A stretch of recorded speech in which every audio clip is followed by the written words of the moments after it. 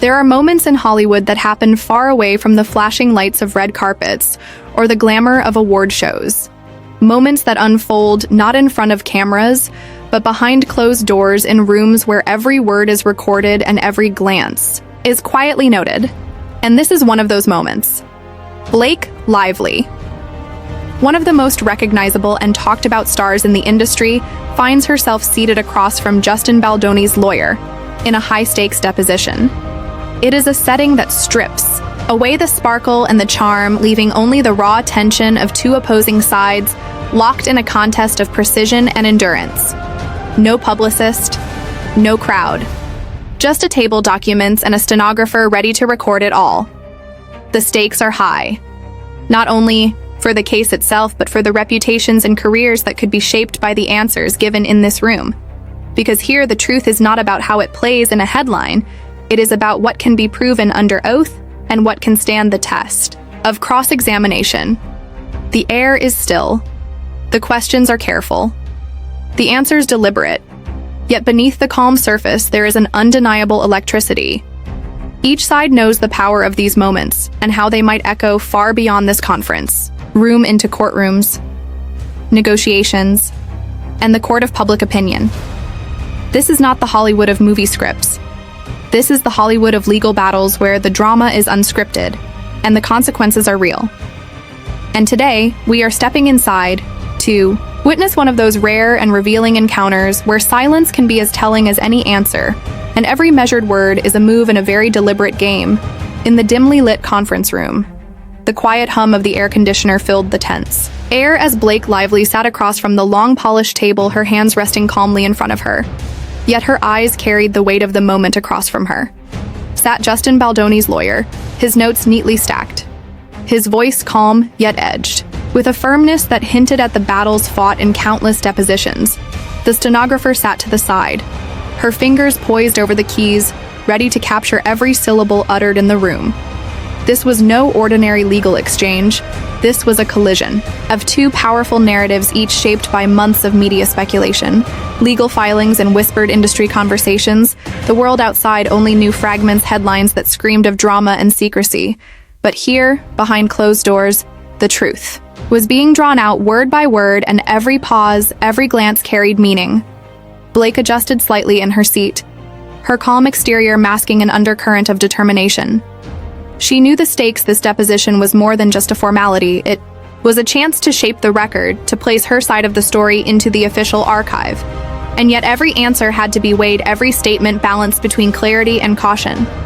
The lawyer leaned forward, his tone deliberate as he framed each question with precision, leaving little room for ambiguity. His approach was not aggressive, but it carried the quiet pressure of someone who knew the power of persistence. The questions began with seemingly straightforward topics, dates, timelines, simple confirmations. But as each minute passed, the focus narrowed, moving closer to the heart of the dispute.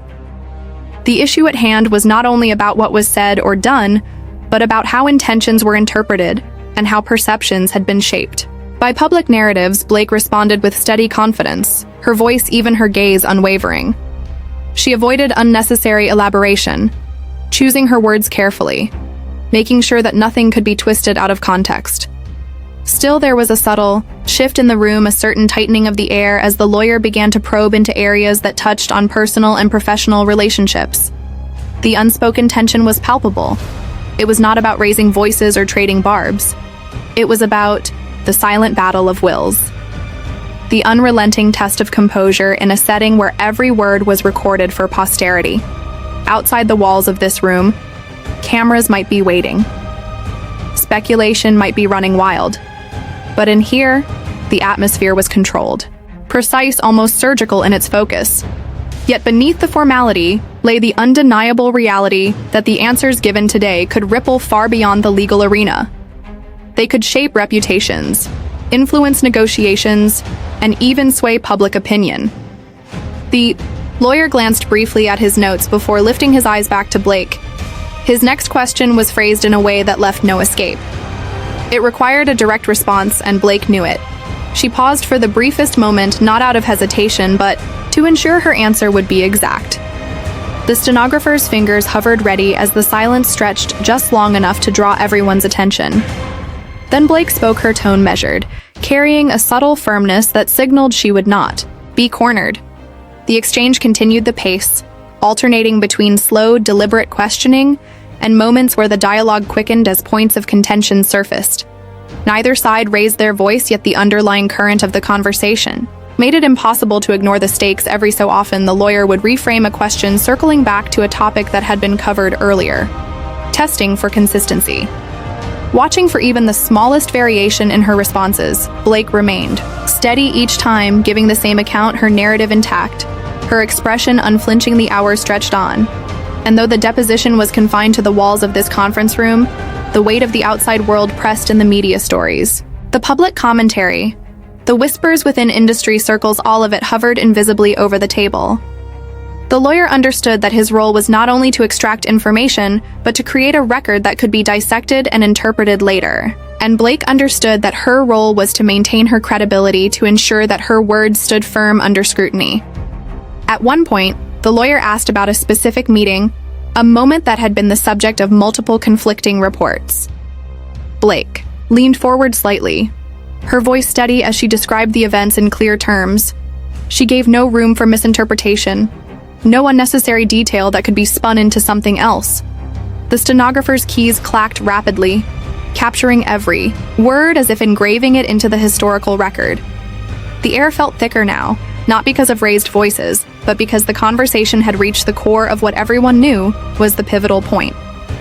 The lawyer shifted in his chair, taking a slow sip of water before moving to his next line of questioning. Blake adjusted her posture, matching his deliberate pace, as if silently signaling that she was prepared for whatever came next. In that room, the dynamic was more than witness and lawyer. It was a contest of strategy, an exchange where control of the narrative was as critical as any fact being discussed. Yet there was also a mutual awareness, a recognition that both sides understood the larger picture. They were not only addressing the matter at hand, but setting the stage for everything that would follow in court, in negotiations, and in the court of public opinion. As the day moved forward, small shifts in tone and expression revealed that neither was willing to yield. The lawyer's questions sometimes carried a subtle implication, a framing that suggested a particular interpretation. Blake would meet each of these with a precise response, dismantling any suggestion without overtly challenging the premise. The dance of deposition continued steady, unyielding, with each side marking their territory, not through confrontation, but through the careful placement of words and the disciplined control of tone. The air in the room felt heavier as the afternoon light began to fade slightly, casting long shadows across the conference table. The steady rhythm of the stenographer's typing was the only constant sound, apart from the deliberate voices of Blake Lively and Justin Baldoni's lawyer. Both of them locked into the slow, deliberate pace of a deposition that had already stretched for hours. Yet neither side seemed to be losing focus. The lawyer adjusted his glasses briefly, glanced at the file in front of him, and began a new line of questioning. This time, his tone was softer, but there was an undeniable sharpness beneath it, as if each word was chosen to gently guide Blake toward a moment of vulnerability. Blake, however, did not falter. She kept her eyes fixed forward, her expression calm, and her answers measured, each one delivered with the same consistency as the last. The lawyer asked about communications between her and certain industry figures, moments that had been speculated on endlessly by the media. Blake responded with clarity, avoiding anything that could be misconstrued or taken out of context. She spoke with the kind of precision that comes from understanding not just the legal stakes, but the broader implications for reputation and public perception. Still, the questions grew more pointed, touching on timelines, conversations, and private meetings, each query designed to test the durability of her narrative, to see if there was any gap that could be widened. Into doubt, the room seemed to grow quieter as the topics inched closer to sensitive territory.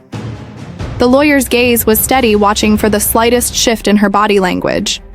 But Blake's composure remained intact, her voice never wavering. Even when the subject matter pressed into areas that most people would have found uncomfortable, the stenographer barely looked up, her hands moving in a blur, as if knowing that every word here could one day be dissected by legal teams, journalists, and perhaps even the public. Blake leaned forward slightly when the lawyer repeated a question she had already answered earlier in the day. It was a subtle reminder that she had been consistent all along, and that any attempt to suggest otherwise would not hold. She restated her answer with the same phrasing as before, leaving no opportunity for misinterpretation. The lawyer acknowledged her response with a small nod, then moved to a document in his folder, sliding it across the table toward her. He asked her to review it silently before confirming certain details. Blake took the paper, read it carefully, her eyes scanning every line before placing it back on the table. She confirmed the parts that were accurate and corrected a minor detail, doing so without hesitation. The correction was small, but it underscored her attentiveness and commitment to accuracy. The exchange continued with the same ebb and flow. A question posed a deliberate pause, an answer delivered with precision. The tension was never explosive, but it was constant, a steady pressure that neither side allowed to break. The lawyer occasionally tried to reframe questions to see if Blake might respond differently under a slightly altered scenario, but each time, she returned to her original account. Unshaken, the hours passed, and the shadows in the room lengthened. The walls seemed to close in slightly as the focus of the deposition became narrower and narrower, now centering almost entirely on a specific chain of events that both sides knew would be pivotal later on.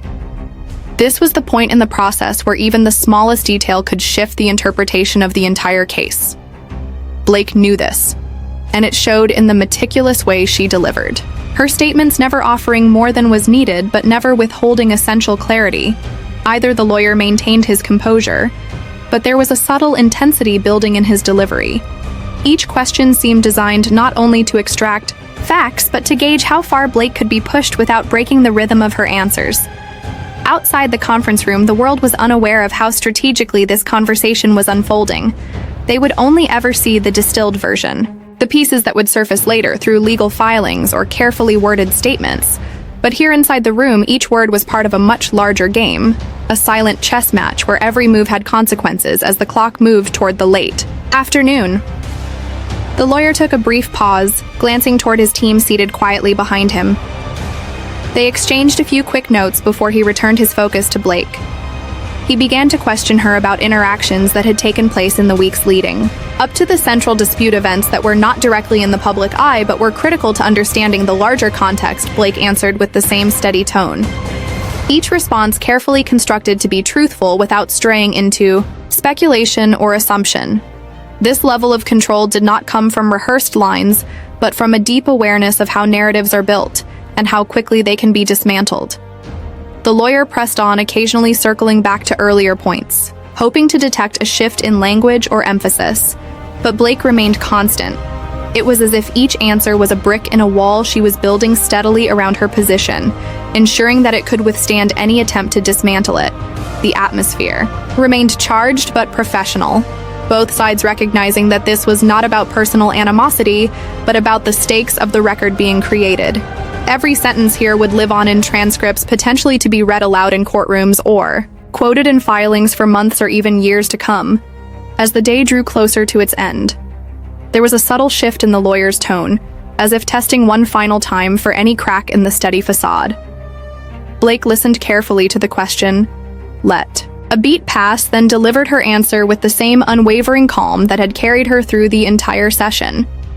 It was clear she intended to finish the day exactly as she had started, controlled, composed, and unshaken.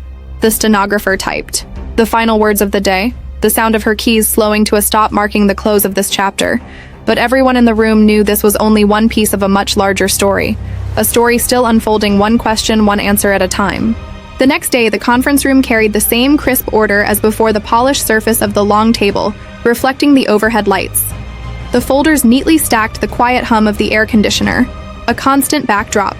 Blake lively entered, with the same calm demeanor, her posture straight, her expression neutral yet resolute. The previous day had been a test of endurance and control, and today promised more of the same, if not greater challenges. Justin Baldoni's lawyer was already seated, reviewing notes with an intensity that suggested he had spent the evening dissecting every answer from the day before. The stenographer adjusted her machine, her fingers poised to capture every moment of the exchange. Once again, the proceedings began without fanfare. The lawyer started with a brief review of points from the previous day, asking Blake to confirm her earlier statements. She did so without hesitation, matching word for word the consistency that had defined her testimony so far. This was not lost on the lawyer, whose eyes briefly flickered with the recognition that her composure was becoming an unshakable pattern. The questioning then shifted to more intricate matters. Timelines, overlapping events, interactions that required precise recall and careful articulation.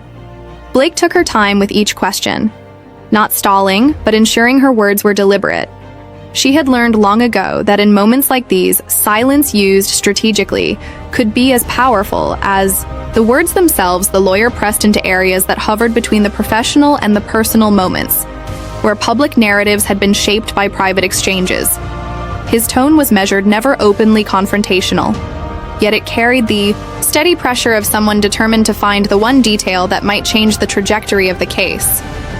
Blake responded with clarity, offering exactly what was needed and nothing more. The air in the room thickened as the questions began to touch on events that had been heavily debated outside in the court of public opinion. Headlines and speculation had already painted their own versions of these moments, but here it was about building a record that would stand under legal scrutiny. The lawyer shifted his approach, occasionally asking the same question in slightly different ways, testing for any sign of contradiction. But Blake's replies remained identical in their substance. Her ability to hold steady was not just a sign of preparation, but of a deeper conviction that her version of events was accurate and defensible. The hours passed with this steady rhythm. Question, answer, pause, record, repeat. The deposition was not dramatic in the way the public might imagine. There were no raised voices, no sudden outbursts. Instead, it was a quiet but relentless process, a tightening of the frame around the core issues, each exchange adding to the structure of the narrative that would one day be presented in a far more public arena. During a short break, Blake sat quietly reviewing her own notes, not speaking unless necessary, conserving her focus for the questions still to come. The lawyer, meanwhile, conferred with his team, flipping through highlighted pages and discussing which points still needed to be covered. When the session resumed, the tone sharpened slightly as the lawyer moved to topics that could carry heavier implications if interpreted in a certain way. He framed questions in a manner that left little room for ambiguity, requiring direct responses. Blake met this head-on, her answers clear, unwavering, and concise. The stenographer's typing was constant, a metronome for the pace of the day. As the questioning deepened, it became clear that the lawyer was probing for moments where perception and reality might have diverged, where actions could be interpreted differently depending on the vantage point. But Blake remained disciplined, not allowing herself to speculate or infer. She stuck firmly to what she knew, what she had seen, what she had directly experienced. The dynamic in the room was one of two professionals, each committed to their role. One seeking to uncover or perhaps construct a certain angle, the other committed to ensuring her account could withstand every test. As the afternoon light began to change, casting a softer glow into the room, there was a moment when the lawyer paused, clearly considering his next move. He retrieved a document from his folder and placed it in front of Blake, asking her to confirm whether she had seen it before. Blake examined it carefully, her eyes scanning each line before she answered, her tone even as she explained that while parts of the document reflected events, she recognized other parts were inaccurate or misrepresented. She clarified these points without emotion, simply ensuring the record reflected her version. The lawyer listened closely, occasionally jotting down notes before moving on to the next subject. The remainder of the day followed the same measured cadence, both sides fully aware that while the deposition might not have the explosive moments imagined by outsiders, its value lay in the accumulation of details, the building of a foundation that could later support or challenge the larger narratives already swirling in the media. By the time the session ended, there was a quiet sense in the room that neither side had given ground. The lawyer had maintained his steady pressure, Blake had held her position without faltering, and the stenographer had captured every syllable in a transcript that would one day become a critical piece of the puzzle. As Blake left the room that evening, she carried herself with the same controlled composure with which she had entered, knowing that each day of testimony was not an isolated event, but part of a larger arc, a process that demanded patience, discipline, and an unwavering commitment to the version of events she believed to be the truth. Outside the conference room, the city moved on, unaware of the careful battle being waged behind closed doors, a battle where words were weapons, And silence was a shield where the victor would not be declared in moments of drama, but in the endurance of consistency across every question asked and every answer given. The third day of the deposition began with the same deliberate formality. As the previous sessions, the conference room was prepared in advance. The table cleared except for the neatly arranged files and the ever-present stenographer's machine. Blake Lively arrived precisely on time, her composure as steady as ever. Her eyes calm but alert, she took her seat across from Justin Baldoni's lawyer, who appeared equally prepared. His notes organized in a meticulous stack, a faint air of determination. In his expression, this day promised to delve deeper into the core issues that had been carefully approached, but not fully explored in the earlier sessions. The lawyer began by revisiting prior testimony, asking Blake to confirm specific details. From the first and second days, her responses were once again consistent, precise, and delivered without hesitation. The repetition seemed intentional, a way to reaffirm the record and test whether her account would hold unchanged over time when it did. The lawyer moved on to a new sequence of questions centered on a pivotal series of events that had been referenced multiple times in media coverage, but never in complete detail.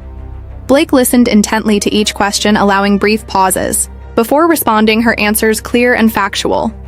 Without unnecessary elaboration, she seemed to understand that too much detail could create openings for further probing, while too little could be interpreted as evasion.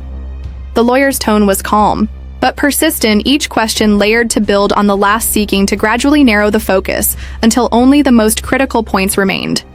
The stenographer kept pace, her typing quick and steady as the exchange unfolded. Blake's ability to remain composed under this steady line of questioning was notable, especially given that some topics touched on sensitive areas of professional relationships and decisions that had been the subject of public speculation. The lawyer at times reframed his questions, shifting the angle in subtle ways to see if a different phrasing might elicit a change in her response. But each time, Blake returned to the same consistent account, reinforcing the impression that her version was both rehearsed in its discipline and rooted in her genuine perspective. The atmosphere in the room was intense but controlled. There was no shouting, no overt displays of frustration, just a constant undercurrent of strategic maneuvering. The lawyer aiming to expose inconsistencies, Blake ensuring that none appeared. As the hours passed, the questions grew more specific. Documents were introduced for review, some of them already familiar from previous sessions, others entirely new. Each was examined closely by Blake, who responded to the lawyer's queries with the same measured tone, clarifying inaccuracies when necessary, but otherwise confirming the details as presented. At one point, the lawyer presented a timeline of events, asking Blake to walk through it step by step, confirming where she had been and what actions she had taken on each date. The process was painstaking, but Blake's recall was steady, and her willingness to go through the details suggested confidence in her account. The stenographer's machine clicked continuously, capturing every exchange in exacting detail. By mid-afternoon, the focus shifted to communications that had taken place in the immediate aftermath of the dispute at the heart of the case. Emails, messages, and calls that had already been discussed but now were being examined with greater scrutiny. Blake responded to each question with care, avoiding speculation about the intentions of others and keeping her answers grounded in her own actions and experiences. This restraint seemed deliberate, a recognition that assigning motives could be risky in such a setting. As the session neared its end, the lawyer attempted one final push. Introducing a hypothetical scenario based on the facts already discussed, he posed it in a way that seemed designed to challenge her consistency, to see whether she might depart from her established narrative. Blake considered it for a moment, then responded in a manner that stayed true to everything she had said before, neither conceding nor altering her position. The lawyer's expression remained neutral, but it was clear that the opportunity for a breakthrough had passed for the day when the stenographer recorded the final exchange, and the session was officially concluded. There was a quiet acknowledgement in the room that both sides had once again held their ground. Blake gathered her materials, calmly offered a polite nod, and exited without haste, leaving behind the same impression she had carried into the room, that of someone who understood the weight of each word and the importance of maintaining absolute control over how her story was told. Outside the walls of the conference room, the larger narrative continued to swirl in headlines and social media debates. Yet within these walls, the story was being shaped in a slower, more deliberate fashion, built not on speculation, but on the careful accumulation of words spoken with precision under oath. And as Blake stepped out into the late afternoon light, she carried with her the knowledge that while this was far from over, each day of testimony was another stone laid in the foundation of her defense, one that would have to withstand the tests still to come. As the final moments of the deposition came to a close, the air in the conference room seemed almost heavier than when the day began. The steady rhythm of the stenographer's keys slowed and then stopped, marking the end of another long and deliberate exchange. Blake Lively sat with the same composure she had carried throughout the proceedings, her answers consistent, her tone unwavering, her control intact. Across from her, Justin Baldoni's lawyer gathered his papers, his expression giving nothing away, yet the absence of any visible victory or frustration spoke volumes. Both sides understood that this was only one stage in a much longer process. The real impact of these hours would not be seen immediately, but in how the record would be used in the weeks and months to come. Outside the walls of this room, the narrative would continue to swirl, and the media, fans, and critics alike would interpret every new headline through the lens of their own expectations. But inside here, the story had been built with quiet precision, one careful answer at a time. And as Blake left the room, walking into the late afternoon light, she knew that her performance here would be measured not by dramatic sound bites, but by the durability of her words under future scrutiny. The deposition had been a test of patience, strategy, and endurance, and on this day she had met that test with the kind of discipline that leaves little for an opponent to exploit. Yet the case was far from over. There would be more questions, more challenges, more moments where the balance could shift. But for now, this chapter closed with the knowledge that in the quiet world of legal battles where every move matters, holding your ground can be the most powerful statement of all.